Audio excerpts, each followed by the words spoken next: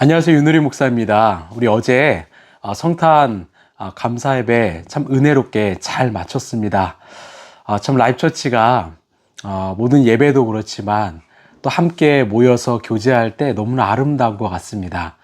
여러분의 섬김과 헌신에 참 감사드리고 정말 하나님께서 기뻐하시는 그런 교회로 함께 일궈갔으면 좋겠습니다. 함께함이 행복입니다. 오늘 하나님께서 우리에게 주신 말씀은 사도행전 13장 4절에서 5절의 말씀입니다. 바나바와 사울은 성령이 가라고 보내심으로 실루기아로 데려가서 거기에서 배를 타고 키프로스로 건너갔다. 그들은 살라미에 이르러서 유대 사람의 여러 회당에서 하나님의 말씀을 전하였다. 그들은 요한도 또한 조수도 데리고 있었다. 아멘. 지금 이 바나바와 이 사울은 이 급으로 오늘날로는 이 사이프러스라 하죠. 이 키프로스 섬으로 향하는 배를 탔습니다. 이 구브로는 어떤 곳이냐면 지금 이 선교 여행 팀장을 맡고 있는 이 바나바의 고향입니다. 이 구브로는 이 바나바가 이곳으로 가자라고 결정한 지역이 아닙니다. 사절을 보면 성령이 가라고 보내심으로 라고 합니다. 즉 성령 하나님께서 이 보내셨기 때문에 이 구브로행 배를 탄 것이죠. 이것은 전적인 성령 하나님의 결정이었습니다. 그렇다면 왜 하나님께서는 그 첫 선교지로 이 바나바의 고향을 택하셨을까요? 자, 예수님께서 승천하시기 전에 이 제자들에게 땅끝까지 복음을 전하라고 말씀하셨지요. 그렇다고 해서 이 바로 땅끝으로 보내신 것이 아니었습니다. 먼저는 그 유대 갈릴리에서부터 시작해서 점점 더 그 지경을 넓혀가길 원하셨지요. 여러분, 먼저는 갈릴리였습니다. 갈릴리는 바로 제자들의 고향이에요. 주님은 언제나 복음을 전할 때 가장 나와 가까운 곳부터 시작해서 점점 이 멀리 퍼져가길 원하십니다. 예수님도 마찬가지였어요. 이 공생의 사역이 시작되었고 예수님은 가장 먼저 베들레헴에서 일정을 시작하셨습니다. 베들레헴은 예수님이 나신 곳이죠. 이것은 바로 하나님의 일관된 원칙입니다. 복음을 전하는 일, 어떤 회복과 치유를 경험하는 일은 바로 나와 가까운 사람들부터 시작되길 원하시는 것입니다. 이런 복음은요, 바로 나와 가장 가까이에 있는 가족과 또한 친구와 이웃부터 시작되길 바라시는 것입니다. 만약 내가 복음을 전한다고 한들 나와 가장 가까이에 있는 가족 안에 회복이 없다면 아무리 외부 먼 곳에서 복음을 잘 전했다고 한들 주님께서는 그렇게 기뻐하지 않으실 것 같습니다. 감사한 것은 우리 라이프처치 안에도 정말 한 분 한 분 이 교회로 초청하실 때 이 가족들 또한 친한 친구, 이웃을 이렇게 초대하신 것을 보면서 이것이 바로 하나님이 원하시는 방향이다라는 것을 저는 느낍니다. 유교에는 이 수신제가 치국 평천하라는 말이 있죠. 이것은 먼저 내 몸과 마음이 바로 설 때 내 가정이 화목해지고 또 가정이 화목할 때 나라와 천하가 평안하다라는 뜻을 갖고 있습니다. 결국 내가 선 곳에부터 시작해서 복음은 점점 더 멀어지게 된다라는 거죠. 그러면 우리에게도 이런 질문을 해보길 원합니다. 나는 어떤 그리스도인으로 살고 있습니까? 나와 가장 가까운 사람들이 내가 그리스도인이라는 것을 인정하고 있습니까? 성경은 언제나 주님이 나와 가까운 이들에게도 정말 그리스도인임을 인정하길 바라십니다.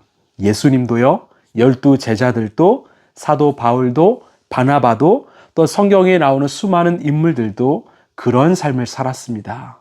먼저 가까이에 있는 사람들에게 정말 그리스도인으로 인정받는 삶을 살았습니다.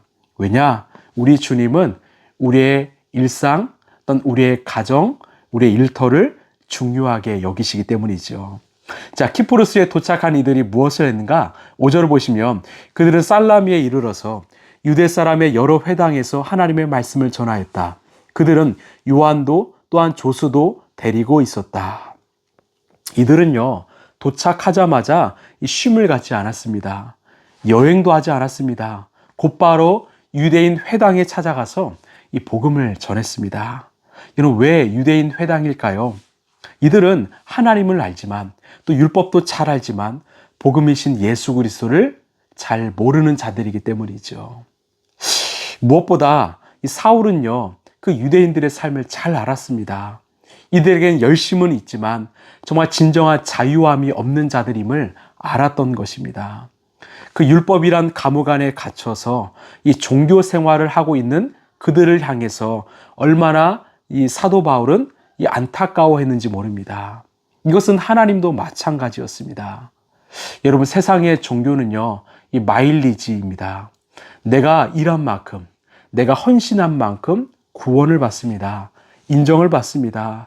결국 구원도 내 힘으로 이루어내야 합니다. 여러분, 그러나 그런 삶은요, 우리를 속박할 뿐 자유함을 주지 못합니다. 요한복음 8장을 보면 진리가 너희를 자유롭게 한다고 말하지요. 예수님은 그런 종교적 마일리지에 갇혀서 정말 구속당한 우리를 구원하시기 위하여, 자유함을 주시기 위하여 이 땅에 오셨습니다. 그 진리이신 예수님을 만나는 사람에게는 정말 참 자유, 참 회복을 경험하는 것이죠. 여러분, 기독교는요, 강요하지 않습니다. 강압하지도 않습니다. 정말 자유와 회복입니다. 그래서 우리 교회에 오신 분들 중에는 정말로 먼저 저는 이렇게 말씀드려요. 누리시라고. 뭐 하려 하지 말고 마음껏 누리라고 말씀드립니다. 여러분, 누린 다음에 가득 채워졌다면 나누시길 바랍니다. 그 유대인 중에 골수 유대인이었던 사울을, 바나바를 구원하신 예수님께서 그들의 삶도 구원하길 바라셨던 것입니다. 어제는 우리가 성탄절 감사 예배를 드렸습니다. 예수님께서 오신 곳은 바로 외양간의 동굴, 가장 이 땅에서 어둡고 냄새나고 어떤 비천한 그 자리에 오셨지요. 그곳에 오신 이유가 무엇입니까? 그런 인생들에게 여전히 소망이 있다. 세상에서는 배척당하고 어떤 버림받은 이들도 내가 임하면 소망이 있다. 이것을 보여주시기 위한 하나님의 표징이었습니다. 예수님보다 더 낮은 사람은 없었습니다. 더 연약하고 비천한 사람은 없었지요. 그래서 우리의 삶에는 희망이 있습니다. 예수님이 품지 못할 사람은, 예수님이 정말 일으켜 세워주지 못할 사람은 없기 때문입니다.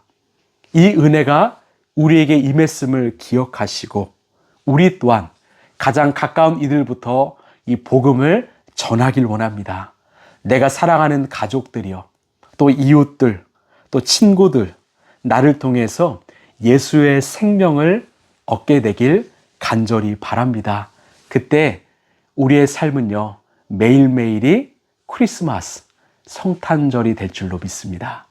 기도하겠습니다. 하나님, 정말 이 선교 여정의 가장 첫 번째를 이 바나바의 고향으로 보내신 이유, 먼저 복음은 나와 가장 가까운 곳부터 시작되어야 한다. 내 가정과 또 이웃부터, 그리고 점점 더 퍼져가야 한다. 이 하나님 나라의 원칙을 보여주시기 위하여 주님은 가장 가까운 곳으로 보내셨습니다. 정말 우리 주변에, 특별히 우리의 가정과 어떤 친구들, 이웃 가운데 예수를 모르는 자들이 있습니다. 그들은 진정한 성탄을 모르고 자기 힘으로 살아가는 이들이 많습니다. 주님, 우리 안에 정말 예수의 복음이 정말 충만해져서 내 가족과 이웃들에게 그 복음, 그 생명, 진리를 전하는 우리 라이프처치 성도들 되게 하여 주시옵소서. 오늘도 복음으로, 생명으로 살아가게 하여 주시옵소서. 이 모든 말씀 사랑이 많으신 예수님 이름으로 간절히 기도하옵나이다. 아멘. 혹시 우리의 가정이나 아니면 이웃 가운데 정말 기도의 제목이 있는 그 영혼이 있다면 오늘부터 함께 기도했으면 좋겠습니다. 그리고 나의 삶으로, 나의 진심으로 예수의 복음을 전했으면 좋겠습니다. 그래서 주 예수를 믿으라. 그리하면 너와 내 집이 구원을 얻으리라. 함께 기도하며 복음을 전하는 저 여러분들에게 간절히 소망합니다. 오늘도 예수님과 함께 승리하시길 바랍니다. 감사합니다.